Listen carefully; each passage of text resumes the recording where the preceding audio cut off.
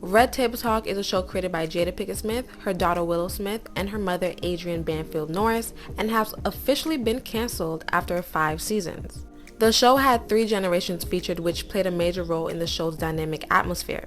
The point of Red Table Talk was to create a safe space to talk about real-life issues without feeling pressured or judged, and have celebrities and influential people on there to discuss topics that could be touched with the everyday viewer.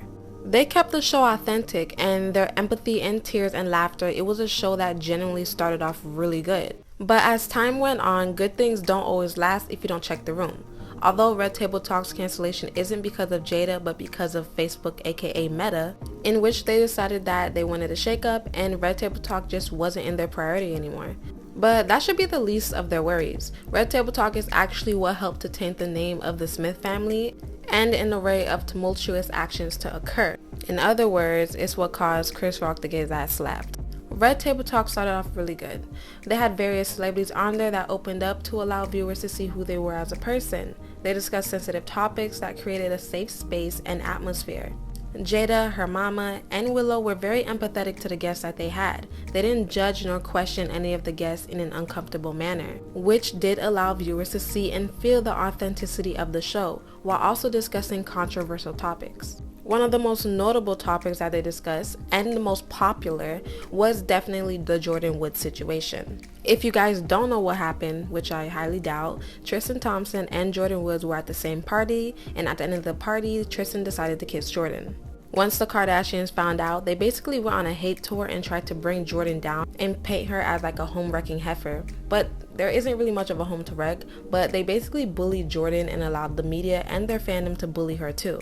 They're putting their focus on a young black woman who made a mistake, and every day it was a new headline. Every time you refresh the page, it's another person bullying me or wishing death upon me or telling me something like, your father deserved to die. Wow. We can't leave the house. My brother can't go to work. Like, my sister can't go to school. She's 12 years old. Tristan, as we all know, is a Shan, a dog, cocoa rat, but he's a cute one. I'm not gonna lie. But he is incapable of being faithful. Nor is he scared to cheat on Chloe, because what is Chloe gonna do about it? She's not going anywhere. She doesn't want to go anywhere, obviously. So he does what he does in peace. But your girl is a firm believer of karma, so I'm not sure what Chloe actually expected. Tristan ironically cheated on his then girlfriend, Jordan Craig, with Chloe, who knew about Jordyn. While Chloe is known for taking other girls' boyfriends or being with them no matter what, as she allegedly did with Trina, who at the time was living with French Montana, and Lauren London with Trey Songz. I mean, Chloe is gonna do Chloe at the end of the day, but karma is gonna get his get back regardless. As we saw with Chloe when she was pregnant, he cheated on her. Same way he cheated on Jordan Craig while she was pregnant with Chloe. Tristan is a dog, and he will continue to be a dog, but how you get him is how you lose him.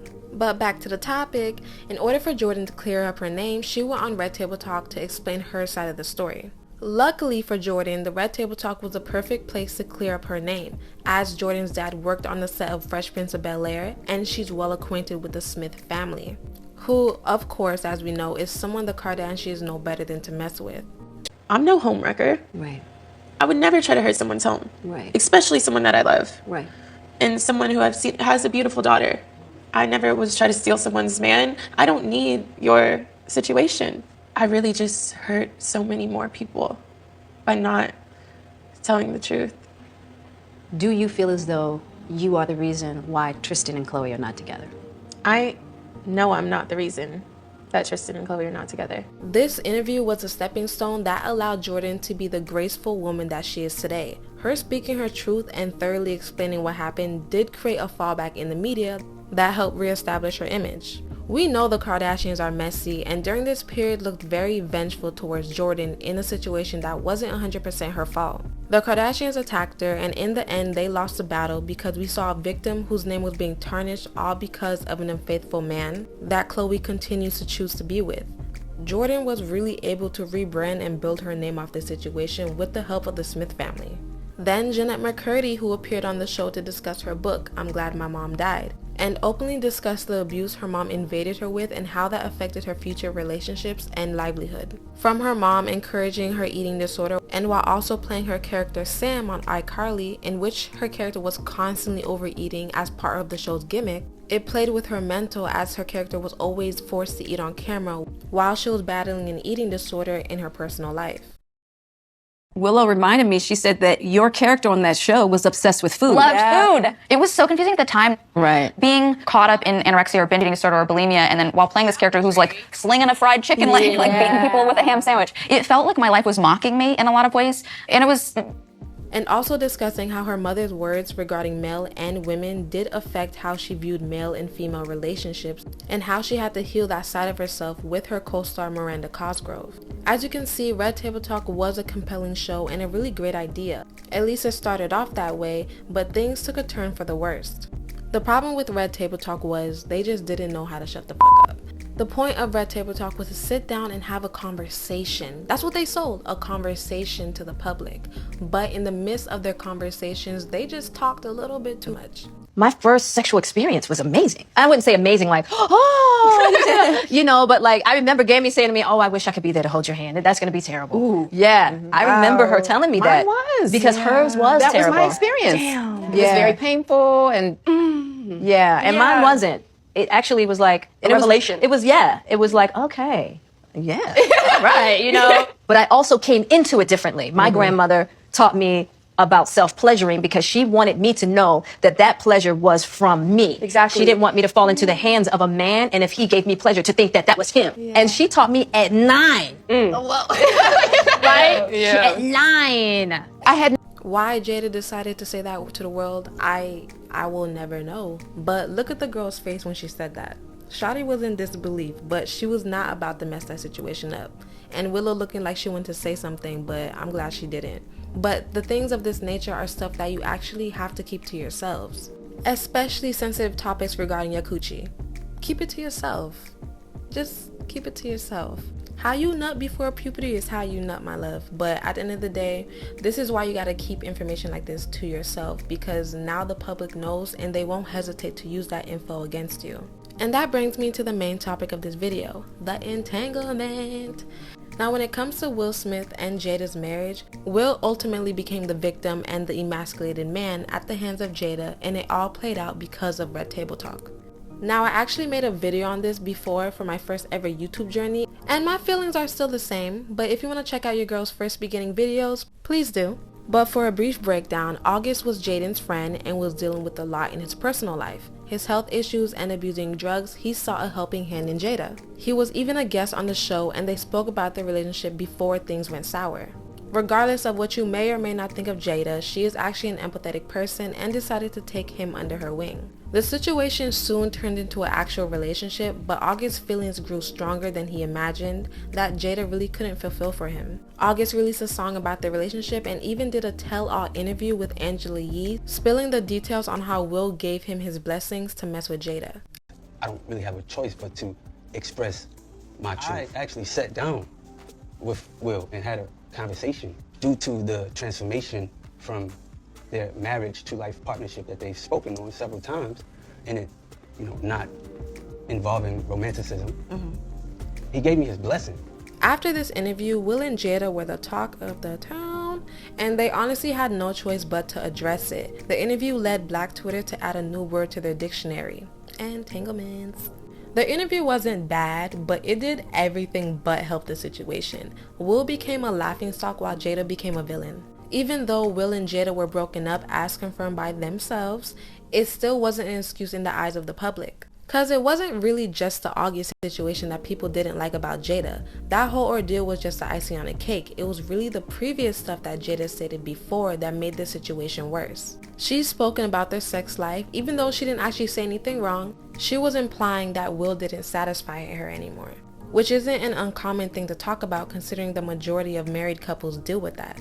But it gives people the notion that she's disrespecting their relationship by speaking about it, which is partially true, but she's simply being honest. Then there was another interview on Red Table Talk where Will spoke about putting together her 40th birthday party for her. He supposedly hired Mary J. Blige to sing, hired a documentary team to put together footage for her to play back. He just seemed like he genuinely put thought into her party, and she didn't appreciate it. 40th birthday was my low point. The day after her 37th birthday, I hired a team to orchestrate her 40th birthday. I hired a documentary team. I traced Mommy's family roots. Her 40th birthday was going to be my thing. And she's told me that the party was the most ridiculous display of my ego. She basically said that the party was for Will's ego, not for her. A lot of people actually didn't like her reaction to that, and people thought she was being very selfish. And then we have the situation with Tupac. Rest his soul, but the constant discussions about him and how much she loved him doesn't really sit right with people online. Even though it's none of their business, people feel as if just because she is married to Will, she needs to drop the topic on Tupac, out of respect for her husband. Considered, it was actually revealed that Jada once asked Tupac to marry her and he declined. And according to Jordyn Smith, Tupac asked to marry Jada and Jada declined. So we don't know the true story behind that. Regardless, someone asks to marry somebody, but at this point in life where Tupac is deceased and Jada is married, it shouldn't be talked about anymore. So the entanglement was really just a breaking point. The oversharing about the relationship and bringing themselves to the red table made Will the butt of the jokes. They were clowning Will for weeks on weeks, and imagine how he possibly felt about that. Everyone calling you, the man, the bitch of the relationship, implying Jada runs a relationship and he's just a simp that won't leave. But contrary to popular belief, they do have an agreement. Hers just got exposed. That's it. But none of that matters with the internet, especially when it's the female that gets caught doing the mess. She is the villain. So when the Oscar situation happened and Will slapped the dog piss out of Chris Rock, that was a display of anger that Will presented to the world after being taunted for weeks. That smack was to the shit talkers, the Twitter fingers, the blog posts, and the whispers in Hollywood. I don't think it was totally about the defense of Jada, but about the defense of Will's ego. Yes, Will laughed, but all in all, he does care about his wife, and he saw his wife was visibly upset, so he did what he felt like was needed to be done. It was a poor decision, but at the end of the day, it happened. But of course, Jada got the blame for his actions because it was her actions and exposure of their private information that created this whirlwind of talk surrounding the most prestigious black family in Hollywood. The Smith family became a laughingstock for a moment in time. None of it was a good look, and even though the family has contributed so much in Hollywood, it can get erased even faster based off the messiness and negative press. And when she did speak out about it, it just felt unnecessary. She stayed neutral and didn't exactly say anything wrong, but the commentary she made could have just been left in the drafts. Alopecia actually is. Now about Oscar night, my deepest hope is that these two intelligent, capable men have an opportunity to heal, talk this out, and reconcile. The state of the world today, we need them both, and we all actually need one another more than ever. Until then, Will and I are continuing to do what we have done for the last 28 years, and that's keep figuring out this thing called life together. She made her claims during the segment of Red Table Talk that had a guest whose daughter was suffering from alopecia. Some people felt like she used that moment for ratings, and again, didn't necessarily defend her husband, but remained in the gray area. Red Table Talk was a good idea that turned into a tragedy. But anyways guys, let me know what you think in the comments about Red Table Talk. Do you guys think it was toxic? And did it put a stain in the Smith family name? Make sure you like and subscribe. Toodles!